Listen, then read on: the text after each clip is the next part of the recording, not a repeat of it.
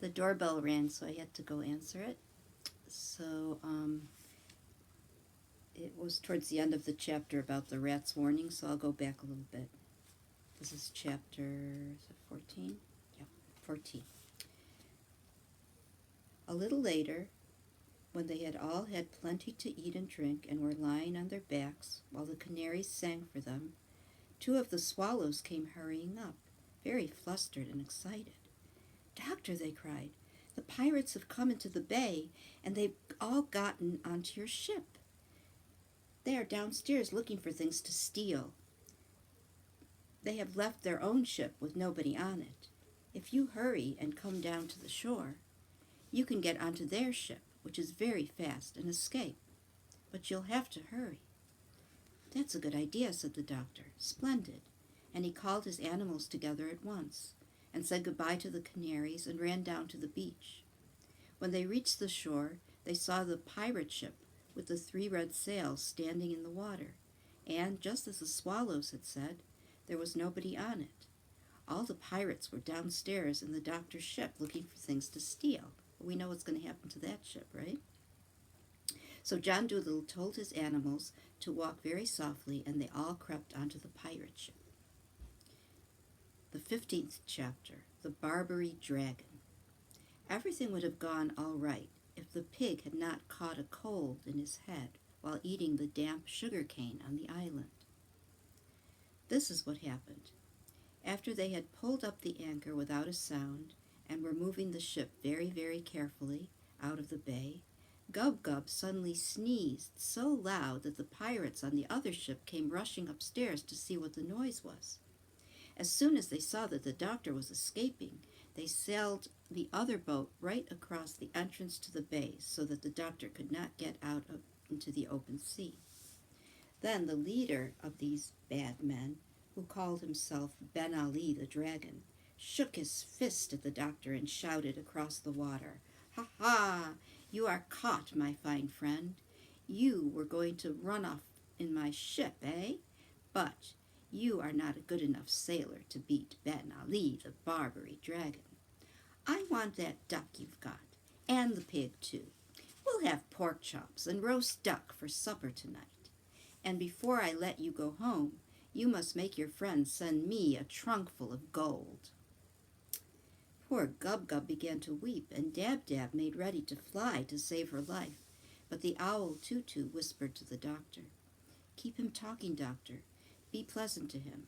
Our old ship is bound to sink soon.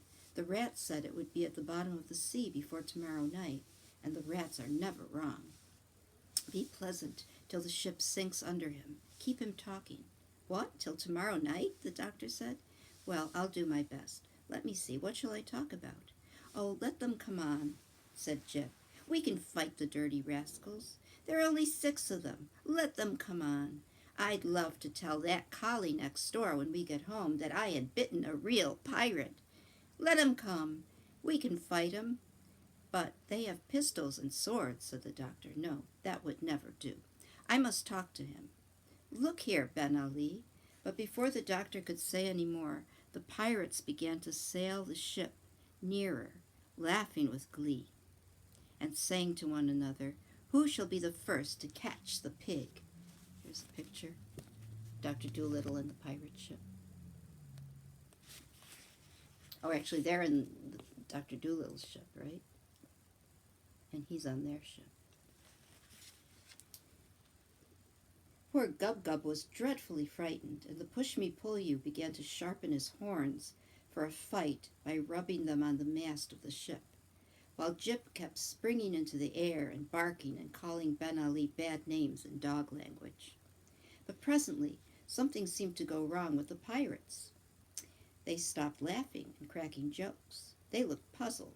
Something was making them uneasy. Then Ben Ali, staring down at his feet, suddenly bellowed out, "Thunder and lightning, men! The boat's leaking!" And then the other pirates peered over the side, and they saw that the boat was indeed getting lower and lower in the water. And one of them said to Ben Ali, But surely if this old boat were sinking, we should see the rats leaving." And Jip shouted across from the other ship, "You great duffers, There's no rats there to leave. They left 2 hours ago. Ha ha ha to you, my fine friends. But of course the men did not understand him because they don't understand animal language. Soon the front end of the ship began to go down and down, faster and faster, till the boat looked almost as though it were standing on its head, and the pirates had to cling to the rails and the masts and the ropes and anything to keep from sliding off. Then the sea rushed roaring in and through all the windows and doors, and at last the ship plunged right down to the bottom of the sea, making a dreadful gurgling sound, and the 6 bad men were left bobbing about in the deep water of the bay. Some of them started to swim for the shores of the island, while others came and tried to get onto the boat where the doctor was. But Jip kept snapping at their noses, so that they were afraid to climb up the side of the ship. Then suddenly they all cried out in great fear, "The sharks! The sharks are coming! Let us get onto the ship before they eat us! Help! Help! The sharks! The sharks!" And now the doctor could see, all over the bay, the backs of big fishes swimming swiftly through the water. And one great shark came near to the ship, and poking his nose out of the water, he said to the doctor, "Are you John Dolittle, the famous animal doctor? Even the sharks know him." "Yes," said Dr. Dolittle, "that is my name." "Well," said the shark, "we know that these pirates are a bad lot, especially Ben Ali. If they are annoying you, we will gladly eat them up for you, and then you won't be troubled any more."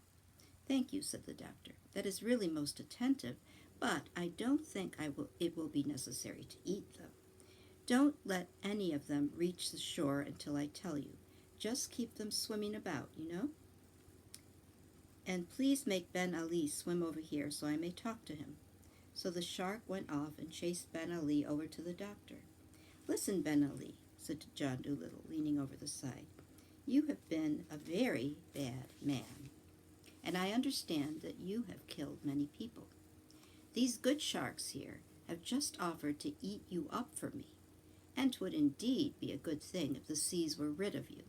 But if you will promise to do as I tell you, I will let you go in safety."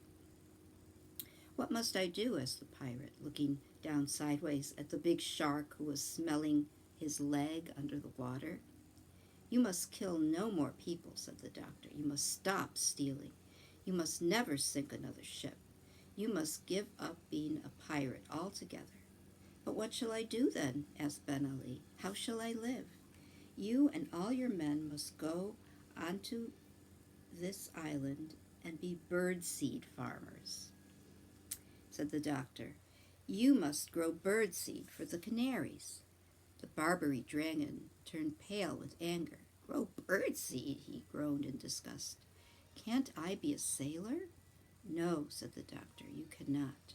You have been a sailor long enough, and sent many stout ships and good men to the bottom of the sea.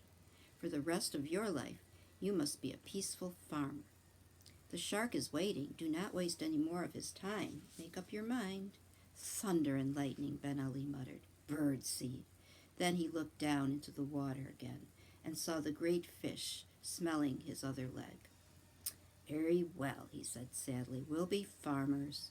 And remember," said the doctor, "that if you do not keep your promise, if you start killing and stealing again, I shall hear of it because the canaries will come and tell me. And be very sure that I will find a way to punish you. For though I may not be able to sail a ship as well as you, so long as the birds and the beasts and the fishes are my friends, I do not have to be afraid of a pirate chief, even though he may call himself the Dragon of Barbary. Now go and be a good farmer and live in peace."